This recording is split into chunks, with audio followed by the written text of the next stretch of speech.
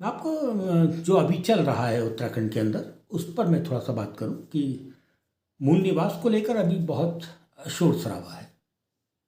मूल निवास को लेकर देखिए, भारतीय जनता पार्टी के विषय में मैं पहले भी कह चुका हूं कि जब उत्तराखंड पृथक पर्वतीय राज्य की लड़ाई लड़ रहा था तो भारतीय जनता पार्टी राज्य की लड़ाई में तो थी, लेकिन उसकी लड़ाई में पृथक पर्वतीय राज्य कहीं नहीं था। लेकिन वो पृथक पर्वतीय राज्य के शब्द के खिलाफ खुलकर बोलने की स्थिति में भी नहीं थी।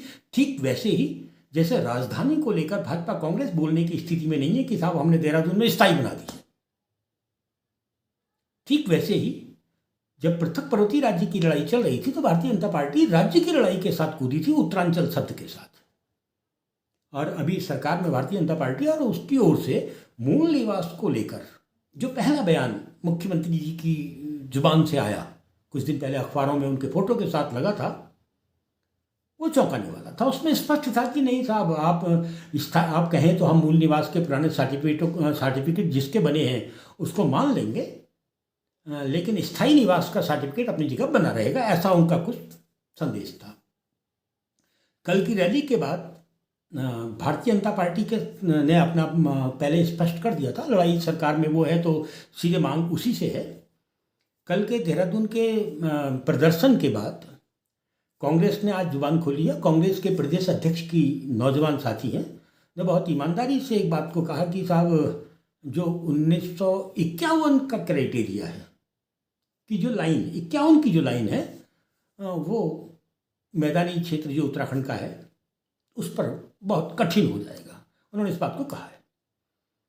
कम्युनिस्ट पार्टी तो कभी जब उनको मालूम पड़ा कि देहरादून में एक बहुत बड़ा सैलाब जनता का आने वाला है, पहाड़ से उतर कर या वहीं के आसपास के एक लोग मूल निवास के मांग को लेकर, भू कानून की मांग को लेकर सड़कों पर उतरने वाले हैं, तो कम्युनिस्ट पार्टी यहाँ वैसे तो है नहीं, लेकिन जो भी हैं उन्होंने बयान कर दिया था और वो उसके पक्ष में नहीं थे। तो अब सीधा सीधा हो गया कि मूल निवास और भू कानून को लेकर ना तो भारतीय जनता पार्टी इस आंदोलन के पक्ष में है और ना ही कांग्रेस और ना कम्युनिस्ट पार्टियां। यानी उत्तराखंड क्रांति दल आज की तारीख में ना 3 में है ना 13 में है। भू कानून को लेकर मैं पहले भी कहा हूं, बहुत बार कहा हूं कि कानून तो लागू है उत्तराखंड में, बिना कानून के तो कुछ है नहीं। लेकिन जिस भू कानून की आप बात, देखिए भू कानून का सीधा सीधा मतलब है अभी कि पर्वतीय क्षेत्र में बाहर का आदमी जमीन ना खरीद सके। ये सीधे सीधे जनता की मांग है। वो कहते भी हैं, कभी कई बार वो हिमाचल का भी एक विवरण दे देते हैं।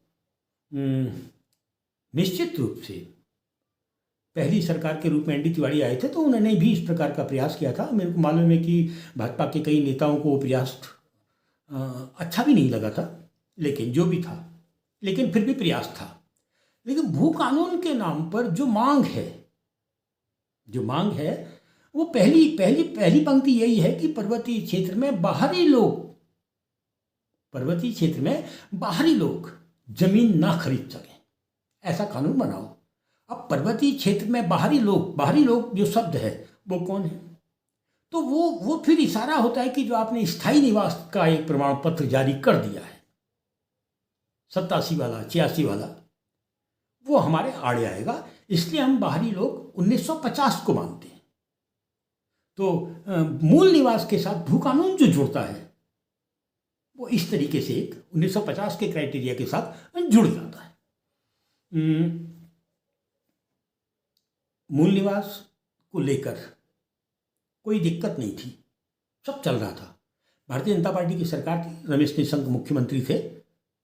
आदेश आया कि साहब मूल निवास नहीं चलेगा, स्थायी निवास चलेगा, और आपके जो भी सरकारी कार्यक्रमों में आपको कुछ लेना है, देना है, या बच्चों का एडमिशन कराना है, हॉस्पिटल में जाना, आदि आदि आदि तमाम सेवाएं, तो आपके पास सर्टिफिकेट होना जरूरी है, मूल निवास का नहीं, स्थायी निवास का। तो मूल निवास को खत्म करके स्थायी स्थापित करने के लिए सरकार की योजनाओं का एक ढाल बनाना, ये वो सो जनता देख रही थी। वो गुस्सा जनता में था, उसी चलती रही। मूल निवास, भू कानून और पहाड़, ये कोई छोटी समस्या नहीं है। अभी जो मूल निवास को लेकर या भू कानून को लेकर एक सैलाब पहाड़ के पक्ष में देहरादून की सड़कों में जो सैलाब उतरा, जो जोशो खरोश दिखाई दिया, उसको अगर हम बहुत पीछे, थोड़ा सा पीछे नहीं बल्कि स्वतंत्रता संग्राम या मैं कहूँ सिघौली की संधि से अध्ययन करना शुरू करें, तो पहले तो सिघौली की संधि से पहले 4 कदम पहले अगर हम देखते हैं तो ये शायद हम लोगों की एक बहुत बड़ी भूल थी, बहुत बड़ी भूल। यह तत्कालीन स्तर पर पता नहीं किस प्रकार का षड्यंत्र पहाड़ के साथ हुआ कि सिर्फ 10-12 साल के गोरखाली शासन से स्वयं निपटने की जगह हमने 37-38 साल की गुलामी स्वीकार की। अंग्रेजों की हिम्मत नहीं थी हमारी सहयोग के बिना वो गोरखों को पहाड़ में हरा सकते। वो हमारी ही ताकत थी कि हमने 10 साल के गोरखाली शासन से निपटने के लिए अंग्रेजों का सहयोग मांगा और अंग्रेजों को सहयोग दिया। और ईस्ट इंडिया कंपनी को, अंग्रेज ना कहूँ मैं, सीधे सीधे व्यवस्था के हिसाब से कहूँ तो ईस्ट इंडिया कंपनी को। लेकिन सिघौली की संधि के बाद जिस तरीके का आचरण ईस्ट इंडिया कंपनी ने उत्तराखंड में किया, तो उसके परिणाम 1857 के गदर के दौरान कुमाऊं के लोगों की गदर के प्रति आसक्ति में साफ दिखाई देती है। कालू मेहरा आदि आदि बहुत सारे नाम हैं, मैं अभी उस ओर नहीं जा रहा हूँ। मेरा कहने का मतलब ये सीधा सीधा कि ईस्ट इंडिया कंपनी के खिलाफ कुछ ही समय के बाद 1820 में अगर ईस्ट इंडिया कंपनी पहाड़ में स्थापित होती है तो 1816-17-18 में, तो उसके बाद कुछ ही सालों के बाद जब हमको लगने लगा कि नहीं चीज़ें तो गड़बड़ हो गई हैं, तो विरोध शुरू हो चुका था, क्योंकि वो एक ताकत थी और अंतर्राष्ट्रीय ताकत थी ईस्ट इंडिया कंपनी।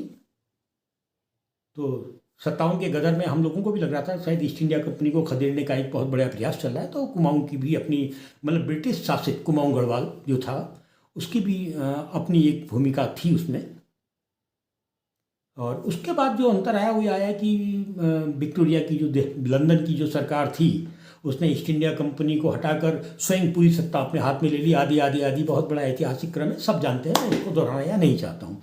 लेकिन ब्रिटिश शासन काल में स्वतंत्रता का जो संग्राम था, उस संग्राम में हमारी जो भूमिका थी, पहाड़ की जो भूमिका थी, वो निश्चित रूप से कुली बेगार को लेकर थी। और कुली बेगार का अंत हम लोगों ने ब्रिटिश शासन में ही करवा दिया था, 1921 में करवा दिया था। लंबा संघर्ष था लेकिन 1921 में समाप्त करवा दिया था। 21 के बाद फिर कुली बेगार का मुद्दा हट चुका था। लेकिन जंगलात का आंदोलन जो ब्रिटिश शासन के दौरान चला, और वो आंदोलन सिर्फ ब्रिटिश कुमाऊं गढ़वाल में नहीं था, क्योंकि आपका हरसिल नाम की जो जगह उत्तरकाशी में, वो तो किसी अंग्रेज के नाम पर है। यानी कि वहाँ के जंगलों का दोहन जो था, वो भले ही मालिक चौकीदार सब राजा थे, लेकिन दोहन कहीं ना कहीं ईस्ट इंडिया कंपनी या ब्रिटिश सरकार के जो ठेकेदार थे वो कर रहे थे। तिलाड़ी का कांड, ब्रिटिश कुमाऊं गढ़वाल में जंगलात का आंदोलन, और टिहरी रियासत में तिलाड़ी का कांड। ये स्पष्ट है कि एक बड़ा आंदोलन वन प्रबंधन के औपनिवेशिक मिजाज के खिलाफ था, जिसमें अधिक से अधिक राजस्व कमाने के लिए हमारे उन वनों पर लूट चल रही थी, उन वनों का दोहन हो रहा था, जो वन हमारी अस्मिता थे, जो हमारी रोजी थे, हमारी रोटी थे, या ये कहूँ कि आरण्यक संस्कृति जो हमारी रही है, अभी भी है, उसके जो हिस्से थे उसको लूटने का प्रयास था। तो जंगलात का आंदोलन था। जंगलात के आंदोलन के साथ साथ स्वतंत्रता संग्राम में हमारी भूमिका जो थी वो भूमि के आंदोलन को लेकर भी थी। सचल पशुपालन आप समाप्त कर रहे थे, सचल कृषि आप समाप्त कर रहे थे।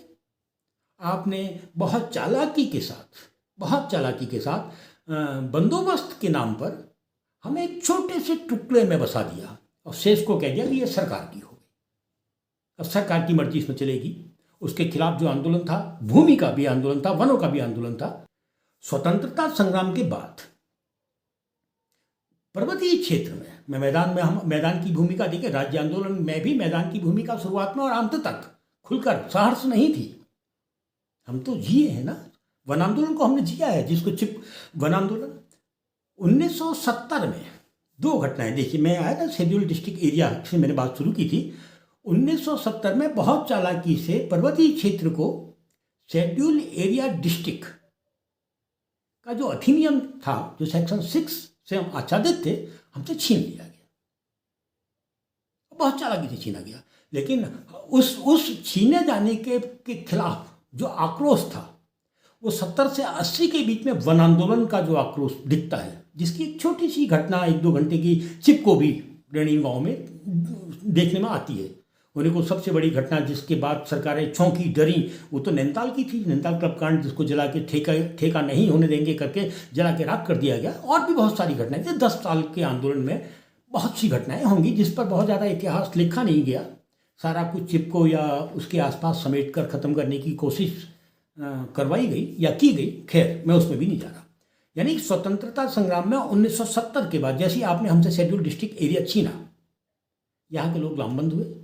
70 से 80 के बीच में वन आंदोलन चला और 77-78 के बीच में राज्य आंदोलन की मांग बहुत सलीके के साथ सामने आ गई। फिर हमारा पूरा का पूरा आंदोलन जो था, जो जंगलात के आंदोलन के रूप में था, वो राज्य आंदोलन के रूप में विकसित हुआ, स्थापित हुआ। और उस आंदोलन में भी हम तो पृथक पर्वतीय राज्य की बात कर रहे थे, कुछ लोग राज्य की बात लेकर, उत्तरांचल लेकर भी सामने आए।